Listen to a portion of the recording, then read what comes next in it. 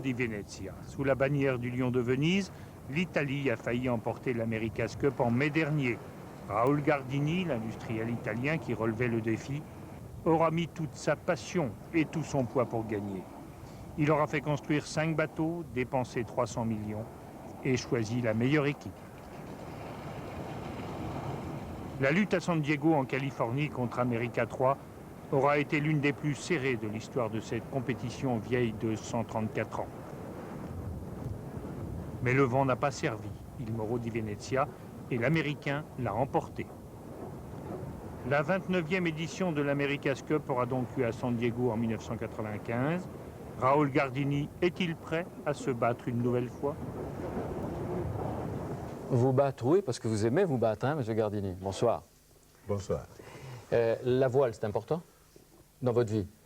Oui, c'est une mesure, une façon que j'ai de me confronter avec les subtilités que la voile, comme toute chose qui vous prenne, demande de mettre en place. Et vous avez navigué vous-même beaucoup, vous avez fait du bateau. Oui, moi j'ai fait beaucoup de bateaux. Dans ma jeunesse et dans la maturité. Donc ce sont deux choses tout à fait différentes. Ouais. Est-ce que c'est par passion de la voile et par défi que vous avez accepté de financer, avec un certain enthousiasme, le projet complètement fou d'Olivier de Kersauzon de faire le tour du monde en 80 jours? Et oui. Olivier Kersauzon mérite qu'on l'aide à réaliser ce tour du monde de la façon la plus moderne qu'on pourrait imaginer. Et moderne, c'est quoi? C'est la vitesse? Oui, c'est la puissance qu'on peut exprimer avec un bateau tel qu'on a construit et avec l'équipage qu'il a été capable de mettre sur place. Alors il prend le départ dans une douzaine de jours de Brest. M. Gardini, Kersauzon est prêt? Oui, il est prêt. Il est prêt d'après longtemps, lui. Sa tête est bien préparée à faire le tour du monde. Le bateau aussi, il est prêt. Et on voit là la maquette du Charal, qui sera un trimaran de 27 mètres, avec un équipage, lui compris, de 5 hommes. Vous pensez qu'il peut réussir cet exploit qui est digne quoi, de Jules Verne? Qu'est-ce que vous attendez de lui, vous, M. Gardini? Je m'attends de lui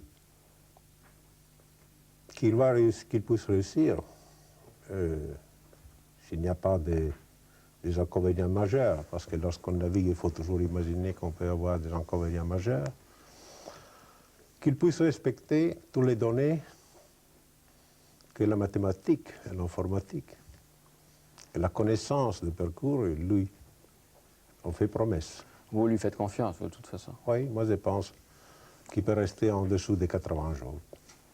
Au-dessous des 80 jours? Oui. Ouais. Et vous allez le rejoindre quelque part? Vous allez le survoler? Non. Vous le laissez faire? Non. Je vais au départ et je vais à l'arrivée. Dans la Coupe de l'Amérique, on a vu d'abord que vous étiez presque le 17e marin sur les images. Vous êtes là souvent avec les équipages, vous les poussez, etc. On a le sentiment que là-bas, quand c'était la Coupe de l'Amérique, c'est presque la guerre. Hein? C'était la guerre. Oui, c'est la guerre. Un défi, c'est toujours la guerre. N'importe quelles sont les moyennes, on a des moyennes dans lesquelles, des limites dans lesquelles il faut se battre. Mais c'est vraiment la guerre. Et à la Coupe de l'Amérique, c'est la guerre des grands champions. Il n'y a pas plus que ça. Il n'y a qu'à la Coupe. Et vous pensez que c'est un nouvel horizon pour les Européens, la Coupe de l'Amérique, en même temps une symbolique? Moi, j'ai eu le grand plaisir, lorsque je suis resté le seul challenger, d'avoir un peu, pendant quelques jours et pendant quelques semaines, représenter un peu mon amour. Vous savez, moi j'ai un amour, c'est l'Europe. Alors, j'étais là avec ce bateau qui représentait l'Europe. Et ici en France, j'ai vu, il avait la même attitude vers mon bateau, il avait la même attitude en Espagne, c'est quoi, même en Angleterre et en Allemagne. Donc pour un moment, le bateau, c'était le bateau de l'Europe. Et ça m'a fait un énorme plaisir. Et jusqu'au moment qu'on a dû se battre contre les Américaines, et on n'a pas eu le droit de continuer avec le drapeau de l'Europe. Ça m'a fait un peu du mal. Et comme je vous connais un peu, vous vous êtes dit, Raoul Gardini, la prochaine fois, il y aura peut-être le drapeau de l'Europe? Oui, ça sera comme ça. Je crois que je dois tout faire pour que les défis que je peux organiser, si je peux, si j'ai le temps de l'organiser de la façon que je voudrais, ça sera un défi européen. Surtout parce que pour moi c'est très difficile d'être seulement un homme de la voile. Vous savez, j'ai déjà dépassé cette limite, je dirais. Je ne peux pas faire de la voile pour la voile. Je dois faire ce sport et ce combat toujours pour quelque chose qui soit... Qui nous dépasse. Qui me prend, puisse me prendre, qui me dépasse un peu. Ouais. Et là, vous considérez, et peut-être dès cette année, 93, puisqu'on la commence, qu'il faut que l'Europe soit représentée. Alors, je ne sais pas si ce sera le Moro di Venezia ou un bateau européen. Oui, il faut trouver les moyens. Moi, je m'ai constitué un club exprès pour ça, qui s'appelle l'Europa Yacht Club, qui est basé à Venise. Et dans les statuts, moi, j'ai mis beaucoup plus qu'un club, un yacht club. Je dis, nous devons tout faire pour faire avancer le sport, mais faire avancer le sport d'une façon européenne. Faire tout ce qui est possible parce que l'Europe soit présente dans cet événement et même des événements culturels qu'on peut organiser et qu'on peut mettre en projet pour que tout ça soit ensemble. Jacques Chirac avait le Ville de Paris à un moment dans la course de l'Amérique. Est-ce que vous allez avoir des accords avec Paris? Vous avez commencé à discuter? Moi, je connais beaucoup d'Européennes à Paris, en Allemagne, en Espagne, en Italie, évidemment. Et moi, je voudrais un jour pouvoir parler avec eux pour voir qu'est-ce qu'on peut faire pour être européenne dans la Coupe de l'Amérique. Et ça, c'est un très gros travail. Et très bientôt, pour les prochaines fois. Si c'est possible pour la prochaine fois. Si c'est possible. J'ai parlé longuement de la voile et des bateaux parce que pour vous connaître, et en tout cas pour vous comprendre, Raoul Gardini, je crois qu'il faut dire qu'il y a cet attachement à l'océan, mais aussi un attachement à la terre, à la vraie terre. On va le voir à travers ce reportage de Louis Berriot et Agnès Delarive qui vous ont suivi pendant une journée. Capitale de l'Empire romain, que vit Raoul Gardini avec sa famille et ses chiens Todd et Whisper.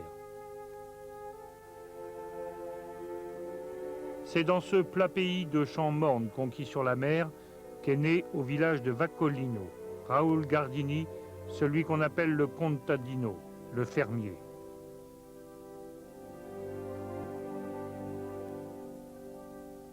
Il a grandi là, dans ce pays rude au bord de l'Adriatique, et fait prospérer l'un des greniers de l'Italie. Pays conquis, pays de conquérants, dont l'histoire est écrite dans ces églises byzantines sur des mosaïques d'or, comme ici en l'église Saint-Apollinaire de Classé. C'est ici que Dante vint écrire la Divine Comédie, et les peintures fantastiques du Milanais Arcimboldo se devaient d'accompagner Gardini dans son itinéraire. L'industriel aime Ravenne. L'un de ses bureaux est installé là dans la campagne environnante. Il y entasse les objets de ses passions.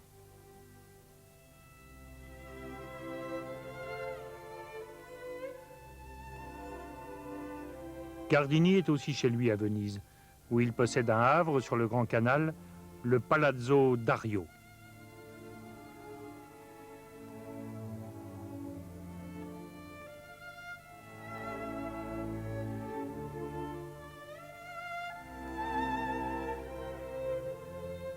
À Venise, Raoul Gardini dirige des verreries, dont celle de Venini, l'une des rares à faire appel depuis un demi-siècle à des créateurs contemporains de Carlo Scarpa à Alessandro Mendini.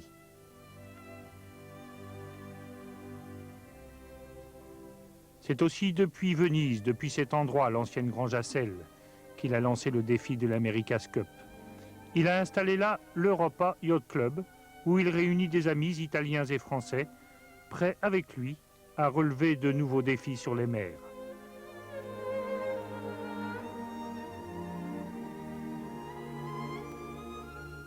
Mais les loisirs ont un temps.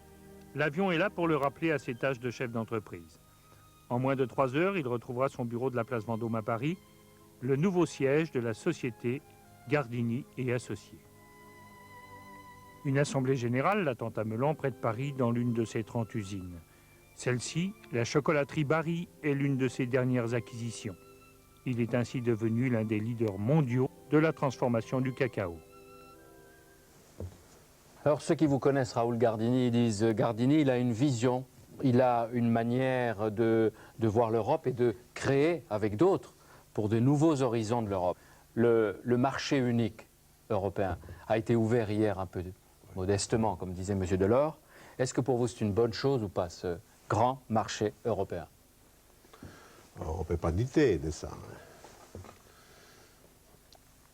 Le devenir de l'Europe tous les jours, et hier c'était une grande date, on n'a pas fait une grande fête justement, parce que le monde est en difficulté, surtout le monde qui nous est à côté. Mais on doit considérer la date d'hier, très très importante. Pour qui elle est importante? On a ouvert les marchés, il n'y a pas, les droits et les douanes sont partis. Et les marchandises passent. Et les marchandises françaises iront en Italie, les marchandises italiennes viendront en France, iront en Espagne. Et encore une fois, nous aurons la possibilité de nous comprendre mieux. Pour vous, qu'est-ce que ça change avec les affaires que vous avez? Et je vais dire que c'est, on le précisera tout à l'heure, la viande, le cacao, les eaux minérales, qu'est-ce que ça change? Au moins, hein, au moins ça. Oui, par exemple, les cacao. En Italie, il y avait une taxe sur le chocolat. Elle doit être réduite, reconduite à la taxe européenne. Donc, le chocolat demain, ça sera moins cher en Italie. Et pour la viande, ici, à partir de la France, nous avons fait la connaissance avec la viande moderne. Nous sommes en train de la moderniser, de la rendre plus adaptée aux nouveaux consommateurs. Et quel consommateur? L'Européen, voilà, ouais. Notre grand consommateur. Qu'est-ce que vous pesez aujourd'hui, si je ne suis pas trop indiscret, en milliards, M. Gardini? On peut dire 2 milliards de dollars. Ça, c'est la chiffre d'affaires dans laquelle je travaille aujourd'hui. Dans l'alimentaire, c'est pas beaucoup, mais c'est pas... C'est pas mal, c'est pas parce qu'il faut raconter à ceux qui ne le savent pas.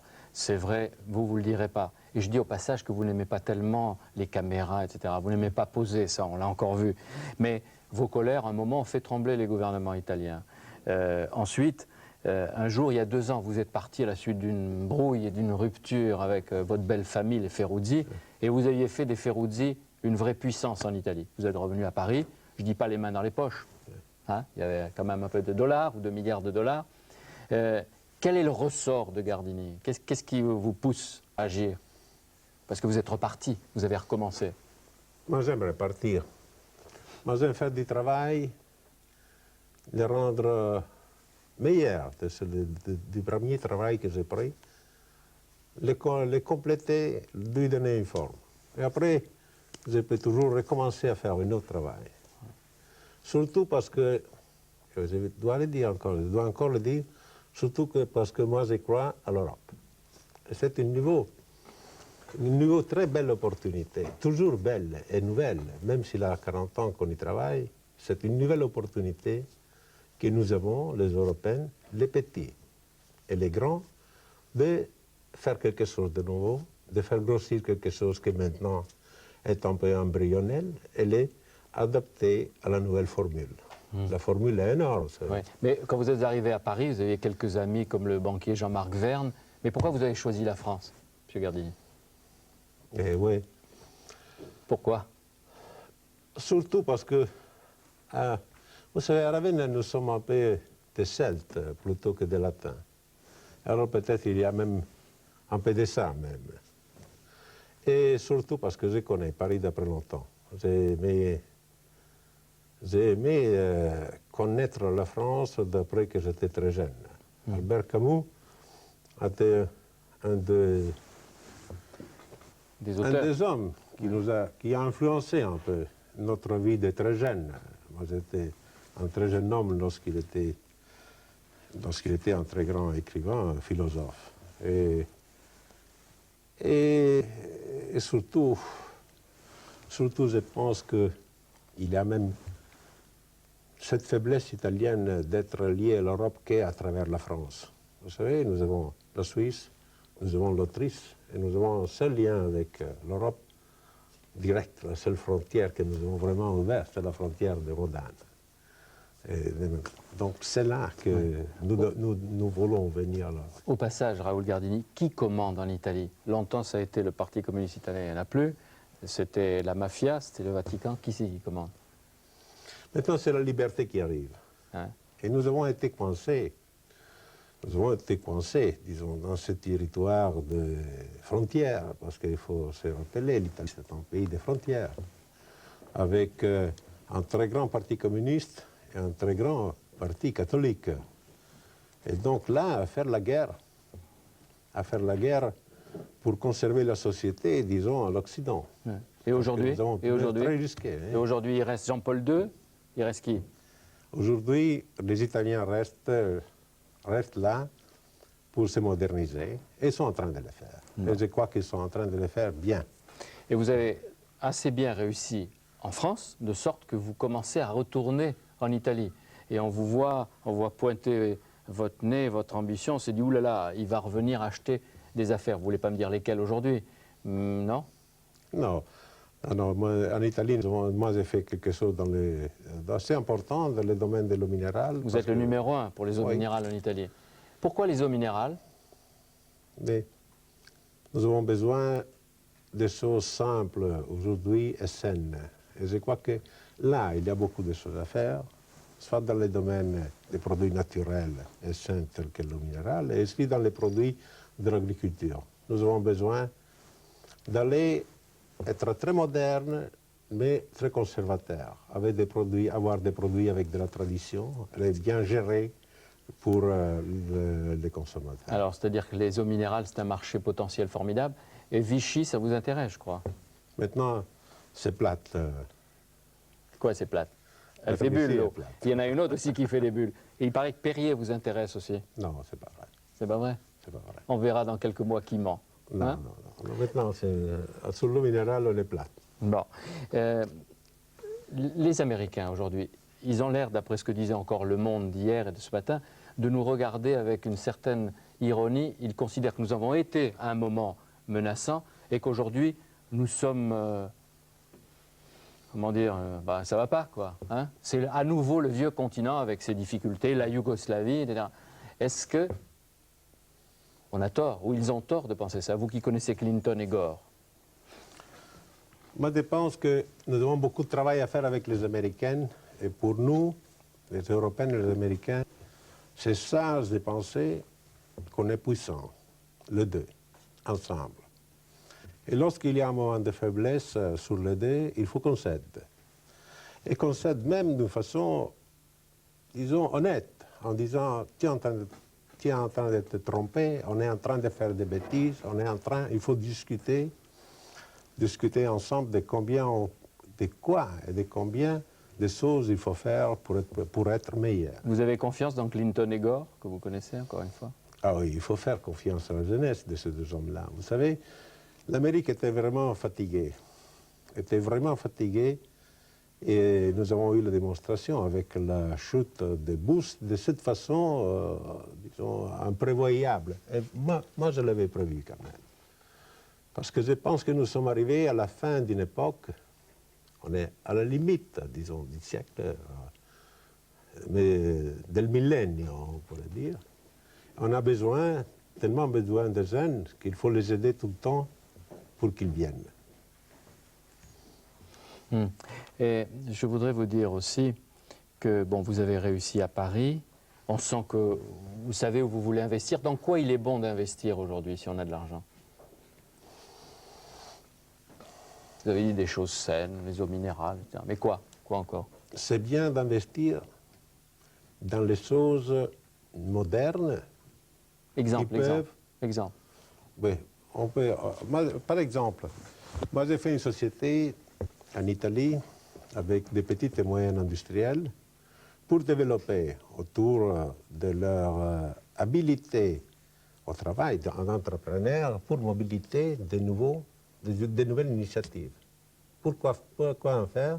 Pour les moderniser, pour donner à ce système petite et moyenne industrie la capacité de grossir. Parce que l'Europe nous donne la possibilité de grossir. Bon, encore un exemple.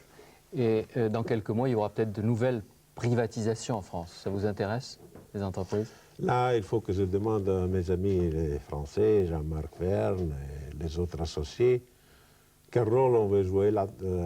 Mais vous voulez jouer un rôle? Évidemment. Vous voulez et vous allez jouer un rôle dans les privatisations. Il y a des secteurs français qui vous intéressent. Avec les associés que nous avons en France, nous devons établir les moyens et la façon de jouer un rôle dans les privatisations. Ouais. On aura donc l'occasion encore de parler de vous, Raoul Gardini. Vous ne vous installez pas seulement à Venise, vous avez besoin de Ravenne. Parce que Ravenne, pour vous, et on va voir quelques images, c'est important. Il y a cette église Sainte-Vitale pour ces mosaïques. Oui. Elles sont importantes pour vous? Elles vous inspirent? Ah, vous voyez, ça nous a évité de rentrer dans le gothique. À Ravenne, nous sommes un peu oriental à cause de ça et un peu en dehors, disons, de cette mêlée des guerres de religion. Nous avons passé, avec cette mosaïque, nous sommes rentrés de l'année 1000, nous sommes rentrés ici dans l'époque moderne. Il y a un très très beau livre d'André Frossard justement sur Ravenne. Tout ce que vous cherchez à faire, c'est quoi? C'est la revanche? C'est l'orgueil de Gardini? C'est quoi? Pourquoi? Non, ce n'est qu'un orgueil, c'est de pouvoir travailler tout le temps, comme Sisyphe, fatigué tous les jours, pour ramener, pour conduire, faire rouler ma pierre, et après encore une pierre, sans me fatiguer. Ouais. Mais on dit aussi que Sisyphe, il peut être, ça lui arrive, heureux de l'effort qu'il a à faire, même s'il sait que cet effort est vain. Alors vous vous occupez aussi d'art, vous voulez relancer les verreries près de Venise, qui sont à Murano, et vous vous intéressez aux œuvres d'art en général. Et je vais vous dire, je ne sais pas si vous allez voir quelquefois le musée Rodin à Paris, il y a cette année, 93, va être une grande année pour Rodin. Pour la première fois, le penseur de Rodin va voyager grâce à la Fondation Alpha Aquitaine. Il va découvrir la Chine à partir, dans quelques jours, du 18 janvier. Rodin à Pékin. Alors si vous voulez aller le voir, allez vite avant qu'il parte pour Pékin.